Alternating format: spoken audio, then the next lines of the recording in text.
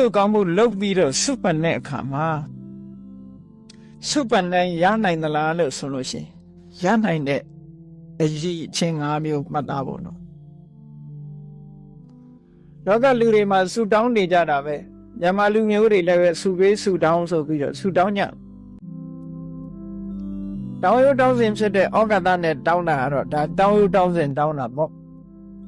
ကိုလိုချင်တဲ့စုသေးသေးချာချာတောင်းမိဆိုတဲ့အခါမှာထိုတောင်းတဲ့အတိုင်းပြည့်စုံမှုရတဲ့အတွက်ကိုယ်တဏ္ဍမှာဘာတွေရှိဖို့လိုအပ်တယ်လဲဆိုတာသိထားဖို့လိုအပ်